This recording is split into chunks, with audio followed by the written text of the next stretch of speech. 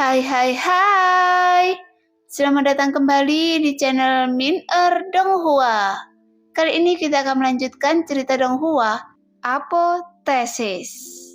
Gak pakai lama lagi, langsung aja kita ke ceritanya. Check it out. Selama kita masih manusia, kita mempunyai kelemahan di hati kita. Kelemahan Loseng adalah saudara perempuannya, sehingga dia rela mengorbankan nyawanya sendiri untuk melindunginya. Impian Loseng adalah berdiri di puncak seni bela diri dan mengintip rahasia sebenarnya dunia ini. Jika dilihat dari sudut pandang ini, hati seni bela dirinya sangat kuat dan jarang terpengaruh oleh orang lain. Cuyun berbeda dari Loseng. Titik awal Loseng sangat rendah. Karena titik awalnya yang rendah, Loseng seperti pegas yang ditekan. Begitu kekuatan yang menekannya dilepaskan, dia bisa melompat lebih tinggi. Sebagai putra Cuisi, Cuyun adalah satu-satunya putra orang nomor 1 di wilayah tengah, sehingga diberkati dengan banyak bakat, pengetahuan, dan sumber daya. Tapi siapa yang lebih baik darinya? Bahkan Xiaoji dari sekte Rovoid tidak sebanding dengan Cuyun. Bagaimanapun semua sumber daya Cuisi dapat dicurahkan padanya. Dan sekte Rovoid perlu mengembangkan lebih dari sekedar Xiaoji, karena ada banyak lainnya di sekte Rovoid. Jadi ada begitu banyak bakat untuk dikembangkan. Oleh karena itu dapat dikatakan bahwa dengan sumber daya Cuisi dan bakat Cuyun sendiri, dia akan mampu memproklamirkan dirinya sebagai kaisar di masa depan, yang cukup untuk mendukungnya menjadi penguasa tanah suci kelas 6 atau tanah suci kerajaan dewa. Inilah mengapa Cuyun sebagai seorang pejuang di alam alkimia ilahi berani melamar Neng Yudi di alam kesengsaraan Void. Karena dia punya kepercayaan diri ini. Bagaimanapun Cuyun tumbuh di lingkungan ini, jadi dia memiliki rasa kepercayaan diri yang kuat. Di matanya generasi muda orang kuat di wilayah tengah hanyalah semut, dan tidak ada yang bisa melihat ke matanya. Manfaat dari hati seni bela diri Cuyun yang kuat sangat jelas. Dia tidak takut dengan tantangan apapun. Selama dia mempertahankan keunggulannya, hatinya akan sangat kuat. Dan di antara generasi muda pejuang di wilayah tengah, tidak ada yang bisa bersaing dengannya untuk menghadapinya. Jika Loseng tidak muncul, mungkin dia akan menjadi kaisar di masa depan. Namun hati seni bela diri semacam ini memiliki bahaya tersembunyi yang fatal. Jika seseorang melampaui dirinya, maka akan memberikan pukulan yang fatal. Ibarat orang yang selalu unggul, semakin keras dia bekerja, semakin baik jadinya. Dan semakin baik dia, semakin keras dia bekerja. Dan akar dari usahanya adalah mempertahankan dan keunggulannya. Namun suatu hari, muncul seorang pria yang terlihat sangat tidak kompeten, namun dengan mudah mengalahkan orang yang luar biasa ini dalam segala aspek. Maka orang tersebut akan sangat sulit untuk dapat pulih. Karena dia akan meragukan kemampuannya sendiri, sehingga usahanya sendiri tidak sepadan dan tidak sia-sia. Dan Loseng adalah pria itu. Dibandingkan dengan hukum, Loseng melampaui Cuyun dalam segala aspek.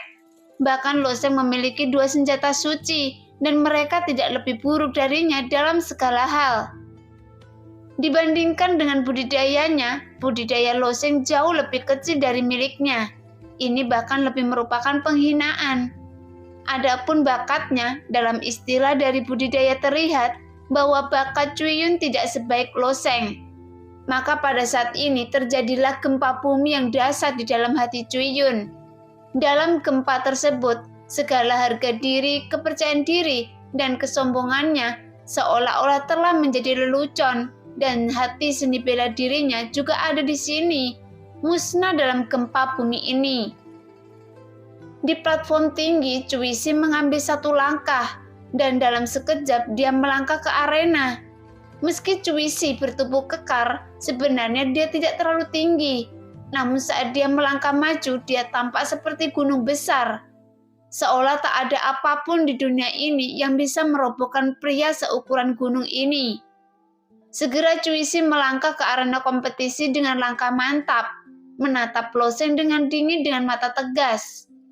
Neng Yudi berjalan ke arena bersama Cuisi. Di bawah kelap-kelip kabut es, kaki kecilnya yang putih dan tanpa cacat berdiri di depan Loseng. Meskipun sangat sulit untuk melindungi Loseng di depan Cuisi, dia tetap dengan keras kepala berdiri di depannya. Di saat yang sama, ketiga pemimpin aliansi bisnis dunia juga muncul di arena kompetisi secara bersamaan. Ketiga pria gemuk tersebut memiliki ekspresi wajah yang berbeda-beda, namun mereka semua terlihat seperti sedang menghadapi musuh yang tangguh. Bagaimanapun, Cuisi adalah orang nomor 1 di wilayah tengah. Sebagai individu murni, tidak ada yang bisa menjadi lawannya dalam situasi 1 lawan 1. Tapi 3 pria gemuk dari aliansi bisnis dunia yakin bisa memukul mundur Cuisi. Tetapi ketiga pria gemuk itu harus membayar mahal. Sebenarnya ketiga pria gemuk itu tidak mau berdiri di saat ini, karena Cuisi mengincar Loseng dan Yundian. Itu tidak ada hubungannya dengan aliansi bisnis dunia. Tapi ini adalah arena konferensi seni bela diri. Hidup dan mati di dalam arena ditentukan oleh takdir. Belum lagi Loseng menghancurkan hati seni bela diri Cuyun. Bahkan jika dia membunuh Cuyun, mereka harus menemukan tempat ini lagi. Namun kebanyakan pejuang tahu bagaimana bersabar, tetapi Loseng tidak mungkin tidak memahami prinsip ini. Ini juga yang membuat semua orang bingung. Cuisi membawa orang-orang untuk berpartisipasi dalam konferensi seni bela diri dan sungguh merepotkan membunuh seorang junior di alam dewa penerangan. Belum lagi jika dia melakukan ini, dia akan diejek oleh orang-orang di dunia dan mereka akan menertawakannya. Yang merupakan orang pertama di wilayah tengah dan tidak boleh kalah. Oleh karena itu, 3 pria gemuk dari aliansi bisnis dunia tidak akan membiarkan hal ini terjadi. Terlebih lagi, ada seorang wanita tua di belakang istana awan yang bersembunyi di sudut itu dan mengawasi di sini. Ada juga raksasa abadi di aliansi bisnis dunia yang telah hidup lebih dari 1000 tahun. Meski usianya sudah sangat tua, kekuatannya masih tak terduga. Meski Cuisi tidak takut pada siapapun 1 lawan 1, orang-orang ini berkerumun dia. Jadi meskipun Cuisi sangat kuat, tetapi mungkin tidak dapat melarikan diri tanpa cedera. Itu sebabnya Cuisi memilih metode ini, menahan keinginannya untuk mencabik-cabik Loseng dan hanya menggunakan jiwanya yang kuat untuk menindas Loseng. Jika Neng Yudi menghalangi di depan Loseng, jadi Neng Yudi mungkin akan dalam masalah. Dia tidak boleh membiarkan penguasa istana Yundian menderita kerugian kecil. Namun apa yang tidak pernah dia duga adalah bahwa Loseng sebenarnya menghalangi bagian depan. Karena Anda mencoba menjadi pahlawan dan mencari kematian, tidak ada yang bisa membantu Anda. Cuisi tersenyum galak di dalam hatinya. Dengan ekspresi tenang dan tidak tergesa-gesa di wajahnya, dia ingin menghancurkan jiwa seorang junior di alam dewa penerangan. Dengan tekanan jiwanya, seharusnya itu roda yang menghancurkan belalang sembah. Begitu paksaannya keluar, itu seperti bebatuan yang runtuh. Ombak memecah pantai dan angin kencang yang kacau mendorong ke arah Loseng. Menghadapi tekanan yang begitu menakutkan, Loseng berdiri tegak dan tinggi dengan senyum tipis di wajahnya. Pada saat ini dia tampak seperti batu di laut. Tidak peduli seberapa besar tekanan Cuisi memukulnya dengan liar, dia tetap tidak bergerak. Angin bertiup kencang, salah satu jepit rambut ponik emas Neng Yudi jatuh, dan rambut lembut yang kehilangan kendali terus berkibar tertiup angin. Dia bersembunyi di tubuh Loseng, mengangkat rambut yang menghalangi pandangannya dengan tangannya dan menatap kosong sosok heroik di depannya. Melihat Loseng dengan tenang menekan paksaan Cuisi, Neng Yudi telah melupakan keterkejutannya. Dia ingat ketika dia masih sangat muda, ketika keluarganya pindah dari wilayah utara ke wilayah tengah. Di dalam gerbong, angin dingin menderu-deru di luar dan orang tuanya meninggalkan selimut tebal itu sendirian, menutupinya erat-erat dan menjaganya tetap hangat. Dan dia akan menjulurkan kepala kecilnya ke jendela gerbong, merasakan dinginnya di luar gerbong, kontras dengan kebahagiaannya sendiri. Itu adalah malam ketika orang tuanya dan 37 anggota keluarga Neng terbunuh. Tetapi gadis kecil itu ingin dibunuh oleh awan yang lewat. Dia diselamatkan oleh murid-murid istana dan melarikan diri. Setelah itu, bakatnya yang luar biasa ditemukan di istana Yundian. Di istana bawahan Yundian, dia menjadi eksistensi tingkat tinggi di wilayah tengah, master sekte kelas 4 teratas. Belakangan, Neng Yudi mengetahui apa yang terjadi malam itu. Ternyata seluruh keluarga Neng Yudi musnah di hari itu karena pembunuhan sekte kelas 3. Setelah memiliki kekuatan balas dendam, Neng Yudi pergi sendiri untuk menghapus sekte kelas 3 di wilayah tengah dan menghancurkannya. Di istana awan, meskipun Neng Yudi berperilaku tidak dewasa dan bahkan memiliki temperamen seorang gadis kecil, dia juga memiliki sisi berdarah besi. Jika tidak, dia tidak akan bisa mengamankan posisi master istana. Namun meski balas dendam yang besar terbalas, perasaan hangat kebahagiaan di masa kecilnya tidak akan pernah kembali lagi. Jadi dia masih iri pada dirinya sendiri saat itu. Mendengarkan tapak kuda berjalan di jalan tinggi dan rendah, dan angin utara bersiul. Angin bertiup kencang seperti pisau menggores wajahnya, tetapi dia bisa meringkuk di selimut hangat. Senang karena dia tidak perlu membeku dan kelaparan. Pada saat ini, Neng Yudi merasa bahwa dia telah kembali ke sana. Saat ketika pemuda ini menggunakan tubuhnya yang tidak megah, menyerap segala sesuatunya, membuatnya merasa sangat hangat. Angin menghilang dengan tenang dan tekanan juga menghilang. Sementara Loseng selalu tersenyum tipis dan menatap Raja Dongsi tidak jauh dari situ. Sekarang sorot mata Cuisi berubah dari keraguan menjadi kejutan dan ketidakberdayaan. Mengalami 3 transformasi, dia telah melepaskan tekanannya secara maksimal yang setara dengan serangan jiwa langsung. Tetapi Cuisi tidak melakukannya secara terbuka. Bisakah jiwa orang ini menahan tekanan jiwanya sendiri? Tidak mungkin, dia harus memiliki senjata ajaib untuk meningkatkan jiwanya, sesuatu yang bahkan bisa kebal terhadap kerusakan seperti ini. Di bawah keraguan Cuisi, dia menatap Loseng dalam-dalam, mengubur niat membunuhnya jauh di dalam matanya, berbalik dan mengambil langkah menuju putranya. Rambut Cuiyun acak-acakan, menatapnya kusam dan wajahnya penuh kesedihan, seolah-olah dia berumur 10 tahun dalam sekejap. Bagaimana dia masih bisa terlihat sama sekali? Cuisi meraih Cuiyun, mengulurkan tangannya mengambil pedang tanpa nama itu ke tangannya, dan sosok itu kembali ke platform tingginya. Ketiga pemimpin gemuk itu saling memandang lagi. Ekspresi terkejut di wajah gemuk si Kevan membeku, seolah-olah diukir dengan pisau, karena Loseng benar-benar menolak tekanan Cuisi. Jadi seberapa kuat jiwa Loseng? Tentu saja mereka tidak tahu bahwa jiwa Loseng telah memasuki ranah jiwa pertempuran. Bahkan roh jahat burung hantu tidak dapat menghapus jiwa Loseng. Jadi Cuisi bisa menekan jiwa Loseng. Dalam arti tertentu, di antara berbagai metode Loseng pada tahap ini, jiwa pertempuran miliknya adalah yang paling kuat. Jadi konflik antara Loseng dan Cuisi barusan sebenarnya sangat kecil, dan itu hanya terjadi dalam beberapa saat. Tapi itu yang paling berbahaya. Namun tidak banyak prajurit di Tribun yang melihatnya.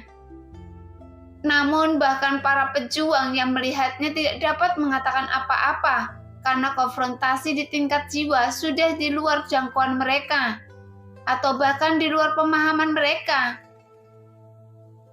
Adapun Nyonya darah beracun dari Suemuya, Gagak hitam dari Sekte Gunung Hitam, Pak Tua Suanyin dari Pavilion Suanyin, mereka sama terkejutnya dengan 3 pemimpin utama aliansi bisnis dunia.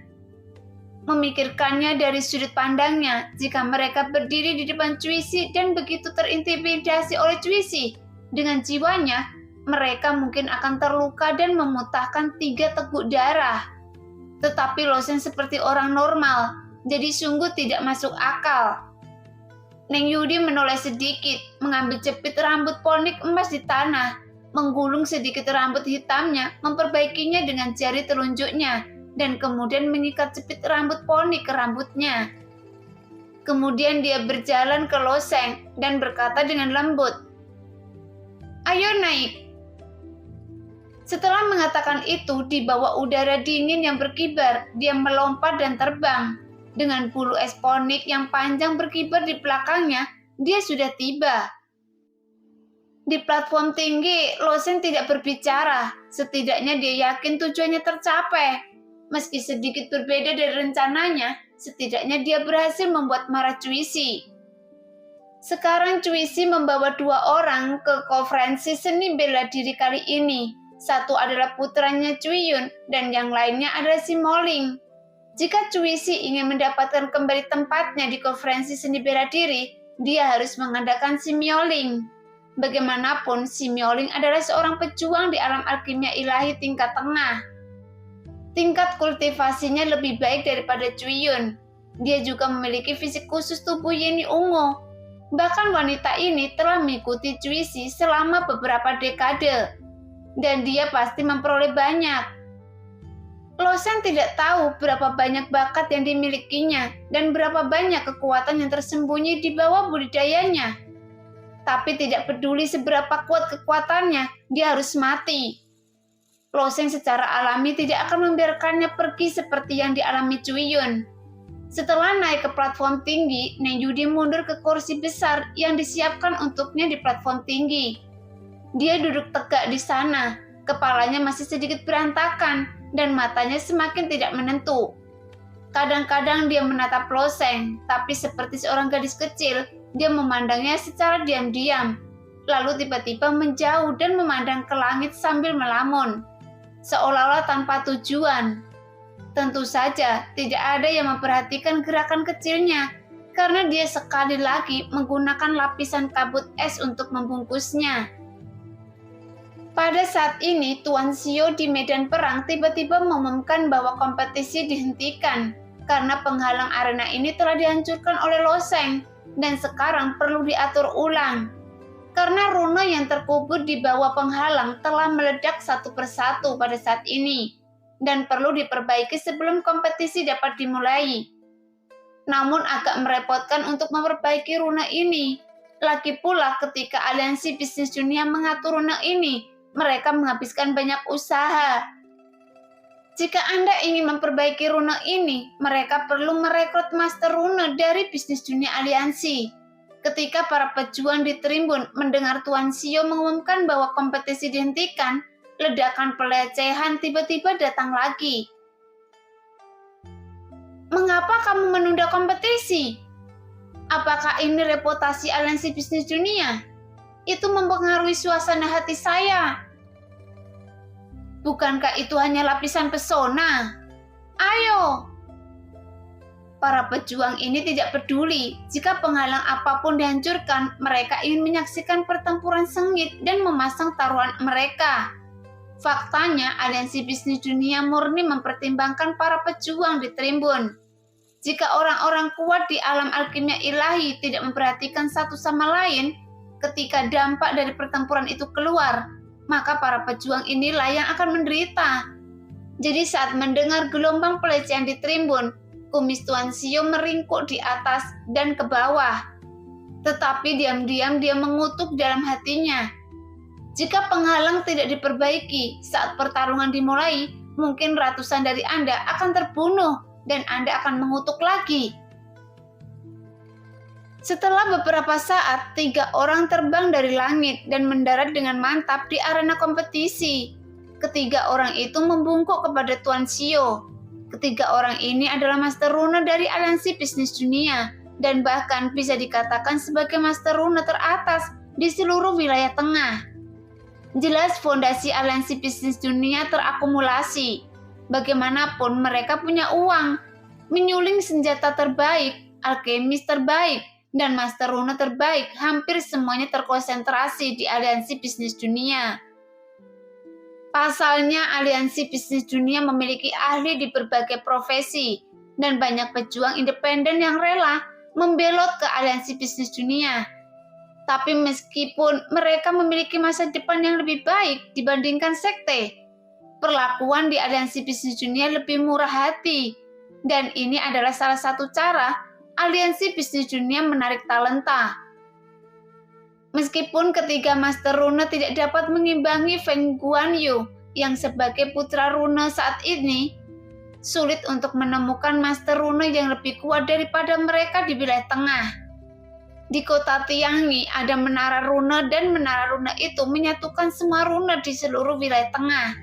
Bahkan hampir semua Master Rune datang ke tempat itu untuk belajar. Sama seperti Zhongrui dari Yundian yang juga dikirim ke menara rune untuk belajar rune. Dan ketiga Master Rune ini adalah pengontrol menara rune. Di seluruh dunia rune di wilayah tengah, pemikiran dan gagasan mereka tentang rune adalah eksistensi teratas. Mendengar perkataan Tuan Xiao, mereka bertiga mengangguk, lalu berjalan terpisah menuju arena kompetisi dan membalik batu bata di sekitar arena kompetisi satu persatu. Di bawah batu bata tersebut ada potongan batu biru yang tersembunyi. Di sana adalah tanda misterius dan tidak jelas yang tergambar pada potongan batu. Namun banyak rune pada pemecahan batu yang hangus saat ini, seolah-olah telah terbakar oleh api. Kekuatannya kelebihan beban dan terbakar, kata seorang Master Rune. Master Rune lainnya merutkan kening. 6 penghalang ini saling stabil. Beberapa banyak kekuatan yang dibutuhkan untuk membakar rune ini. Apakah ada orang di alam alkimia ilahi yang bisa melakukannya? Ini sulit dipercaya, jelas bukan disebabkan oleh prajurit alam alkimia ilahi ramuan. Master Rune lainnya menggelengkan kepalanya dan berkata, faktanya banyak pejuang di kota Tiangi menggunakan Shimui di rumah untuk menonton pertempuran di arena. Namun para Master Rune ini semuanya adalah sarjana tua. Meskipun mereka bertiga adalah pejuang alam alkimia ilahi, mereka terobsesi dengan itu semua. Karena hidup orang yang di jalan rune jarang memperhatikan pergerakan dunia luar. Belum lagi konferensi seni bela diri ini. Bahkan jika aliansi bisnis dunia berperang dengan sekte lain, mereka terlalu malas untuk memperhatikannya. Kecuali pembatasan kota Tiangi adalah dilanggar, mereka mungkin akan meninggalkan menara rune. Ketika Tuan Xiao mendengar apa yang dikatakan ketiganya, dia tersenyum tak berdaya. Tuan, menara nih, penghalang ini tidak dipecahkan oleh seorang pejuang di alam alkimia ilahi. Menara Tuani adalah tertua di antara ketiganya, memiliki pencapaian besar dalam rune yang tertinggi. Dia sendiri adalah pemilik menara-menara rune. Tuani mengangguk. Hanya orang kuat di alam kesengsaraan kekosongan yang dapat menghancurkannya. Tetapi, bisakah konferensi seni bela diri Anda mengizinkan orang kuat di alam kesengsaraan kekosongan untuk berpartisipasi? Mendengar pertanyaan Tuani, Tuan Xiao tersenyum tak berdaya. Itu dihancurkan oleh seorang pejuang di alam dewa penerangan. Setelah mendengar apa yang dikatakan Tuan Xiao, Tuani tak mengangkat janggutnya dan menatap. Mungkinkah Tuan Xiao membuat lelucon tentang masalah ini? Tuani adalah seorang pejuang di alam alkimia ilahi. Karena dia adalah penguasa menara-menara rune, statusnya bahkan lebih tinggi daripada Tuan Xiao. Jadi tidak ada yang sopan dalam kata-katanya. Apa menurut Anda saya bercanda? Orang yang mendobrak penghalang ini masih ada di sini. Tuan Xiao menunjuk ke platform tinggi Yundian. Master Ni menggelengkan kepalanya dan berkata, saya tidak tertarik untuk mengetahui siapa orang itu. Jika Anda mengatakan hanya alam dewa penerangan yang menghancurkannya, saya tidak percaya. Saat dia berkata, dia melihat beberapa potongan batu dan menggelengkan kepalanya lagi. Perbaiki rune ini akan memakan waktu 3 hari. Apa? 3 hari? Xiaolo tiba-tiba merasa pusing setelah mendengar ini. Dia hanya berhenti sebentar, tetapi para prajurit di Trimus sudah memarahinya. Jika dia berhenti selama 3 hari, para prajurit di Tribun mungkin akan melakukan kerusuhan. 3 hari sudah cukup cepat, bahkan ini mengharuskan kita bekerja lembur. Jika kita bukan dari Menara Rune, dan itu akan diperbaiki oleh Master Rune lainnya, itu membutuhkan waktu 1,5 tahun, kata Master Menarani dengan tenang. Tuan Xiao terdiam. Saya akan memberi Anda waktu paling lama 3 jam. Begitu Tuan Xiao selesai berbicara, Tuan Ni langsung melemparkan potongan batu ke tanah dan berkata kepada 2 Master Rune, "Ayo pergi."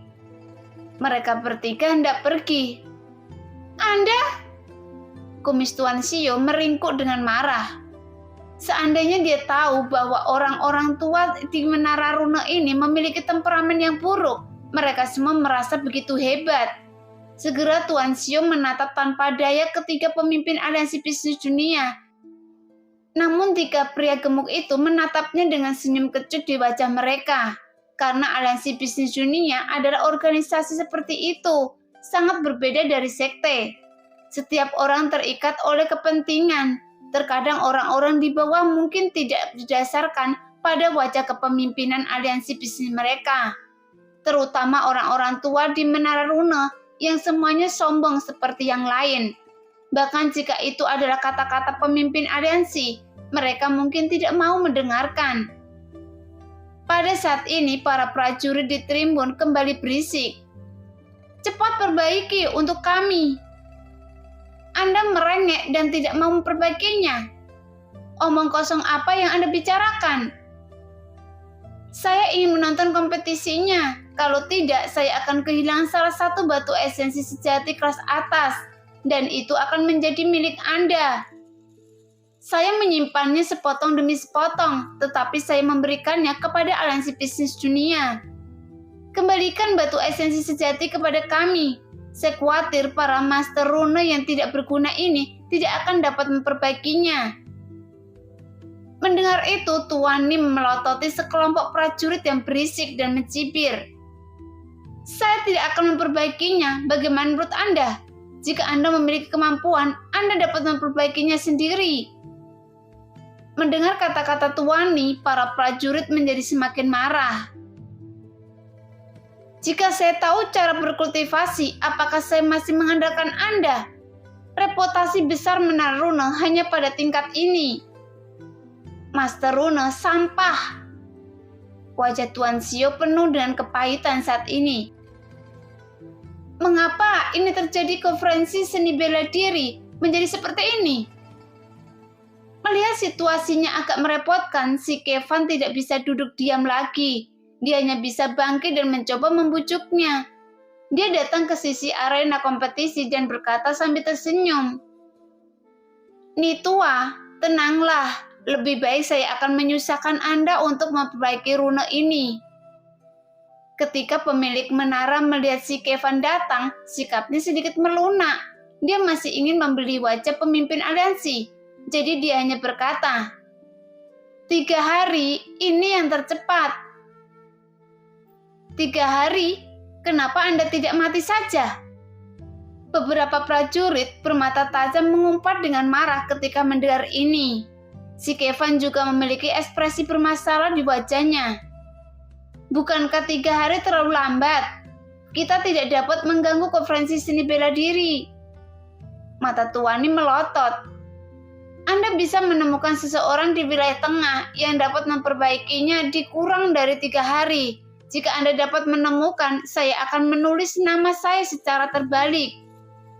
Si Kevin tercekik oleh apa yang dikatakan Tuan Ni, dan dia tidak bisa memikirkan apapun untuk dikatakan untuk membantahnya. Sebagai penguasa Menara Rune, bagaimanapun level Tuan Ni berada di peringkat pertama di wilayah tengah, dan tidak ada yang berani menduduki peringkat kedua.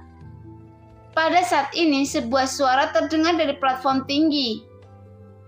"Pemimpin aliansi, saya dapat memperbaiki rune ini dalam waktu 1 jam. Tetapi berapa banyak hadiah yang akan diberikan oleh aliansi bisnis dunia kepada saya?" Di platform tinggi, Loseng berbicara. Dia berdiri di tepi platform tinggi dan berkata sambil tersenyum. Si Kevin melirik Loseng menampar kepalanya. tapi melupakan masalah ini. Loseng juga seorang master rune dan anak ini juga memiliki sapuan kuas sempurna. Bahkan mata Tuan Xio juga berbinar selama pemeriksaan tepi. Bagaimanapun Tuan Xio telah mendengar dari Mo Lezang tentang masalah ini di istana. Baiklah, si Kevin ragu-ragu karena Loseng memiliki begitu banyak aura bersinar hari ini. Si Kevin benar-benar mengabaikan kemampuan Loseng. Lebih penting lagi, meskipun Loseng memiliki sapuan kuas yang sempurna, sapuan kuas yang sempurna hanyalah sapuan kuas khusus yang dapat mengaktifkan karakteristik material rune dengan sempurna dan meningkatkan kemanfaatan material ke kondisi sempurna. Tapi rune juga bertingkat. Rune yang dikirim Mo Lezang terakhir kali hanya rune bintang 1 dan bintang 2. Jadi si Kevin secara tidak sadar merasa bahwa Loseng hanya bisa menggambar rune dasar bintang 1 dan bintang 2. Karena untuk rune bintang 3 tingkat tinggi, rune bintang 4 atau bahkan bintang 5 membutuhkan pengalaman yang lama.